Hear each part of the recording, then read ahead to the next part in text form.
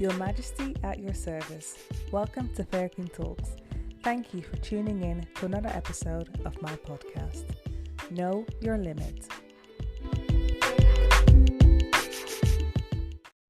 Last week I was on annual leave, yet my daily schedule still required me to honor some of my other commitments. I don't know about you, but I feel that striking a healthy balance between achieving my own goals and taking care of my responsibilities can be very tricky. I'm going to try and share with you an analogy that makes sense in my head, and I hope that you'll make sense of it as well. So when we sleep, our bodies should technically be able to shut down, rest, and load up energy for the next day. I would say that I need about 8 hours of solid sleep to function at 100% when I wake up. I find that when my sleep is interrupted, which is most days, I do not wake up fully charged as such. So I'm waking up at around 80%, and this is doable, but not ideal. By the time I've gone to work and taken care of my family, I'm on 25%.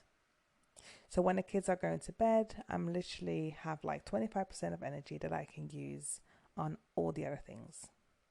Most of the time, that time is spent catching up with my goals, emails, maybe a friend, and of course, my husband.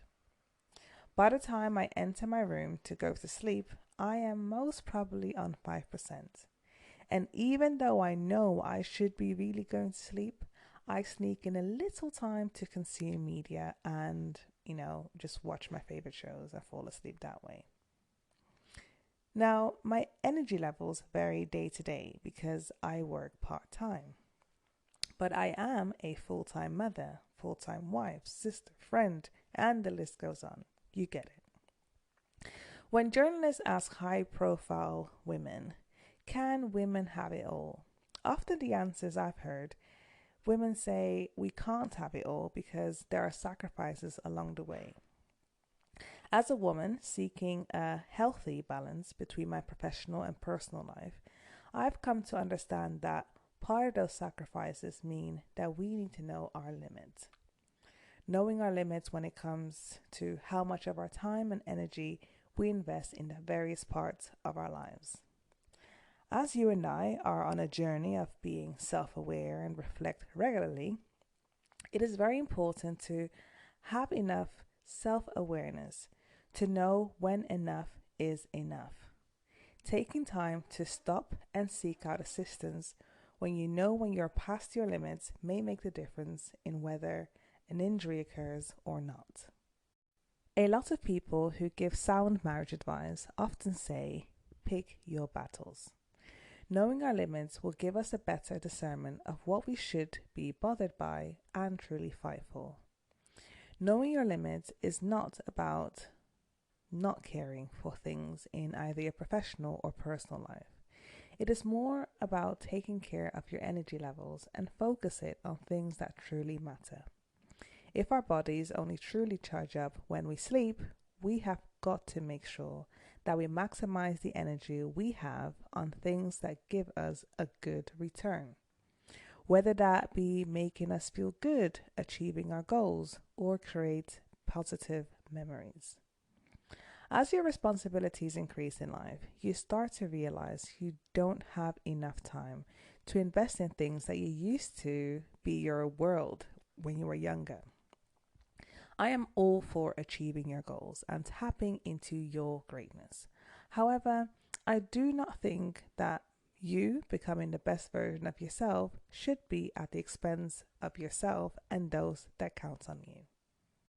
So on this episode, I want to share with you my thoughts on how I've identified some of my limits in different parts of my life, with the hope of you being able to identify your limits and how you can save yourself of unnecessary stress and reserve your energy towards things that matter to you. So here are 5 thoughts on how I identified and overcame my limits. Number 1. Before having kids, I used to nap daily, like nap queen.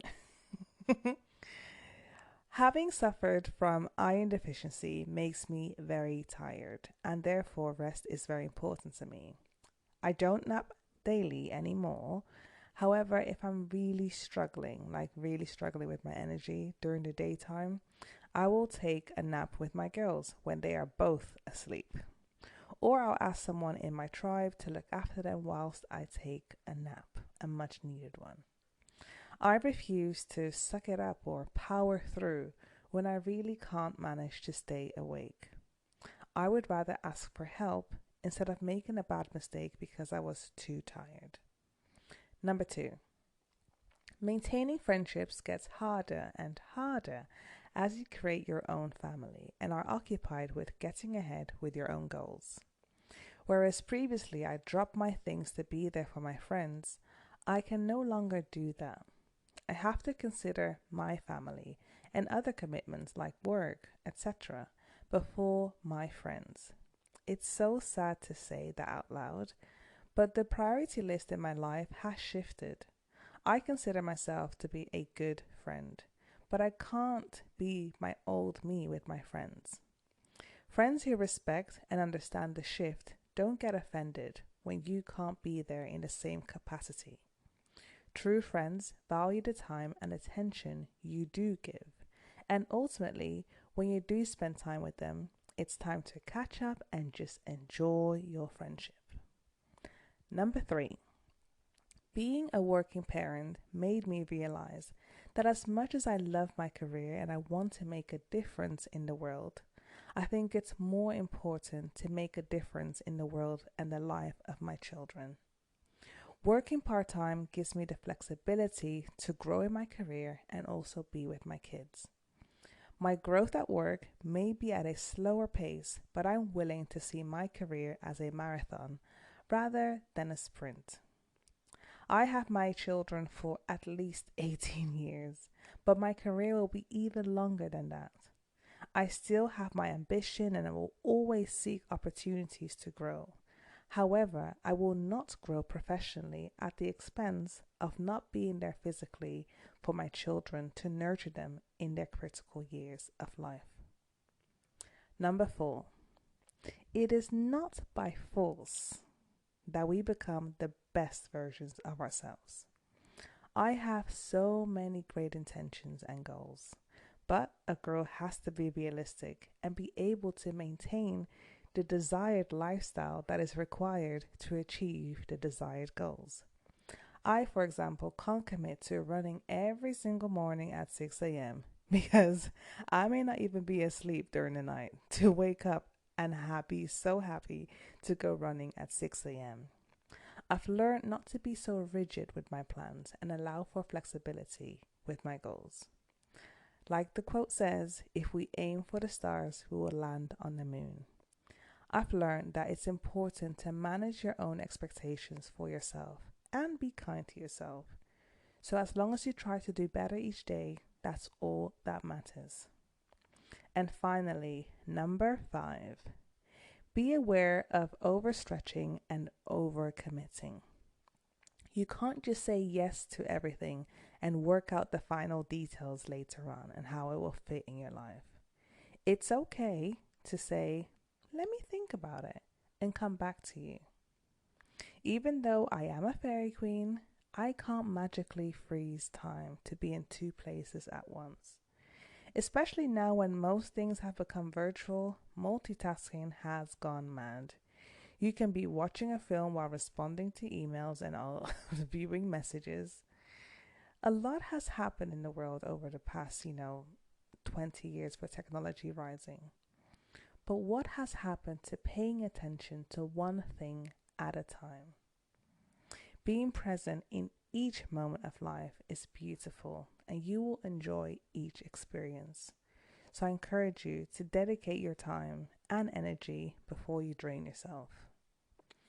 Your energy is so precious, and I hope that you use it on things that help you become a better version of yourself and make a positive impact in the lives of those around you. When you know your limits, you know your opportunities. Limitations aren't all bad. It allows you to set healthy boundaries with others and with yourself. I hope that you will now take the time to review how you can make better use of your time so that your energy is reserved for achieving your goals.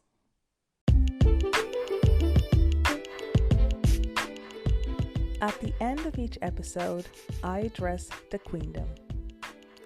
Know your limits. It's okay to ask for help. Pick your battles. Reserve your energy to achieve your goals. Maximize the time you do have. Thank you so much for listening to Fairy Queen Talks. See you next time.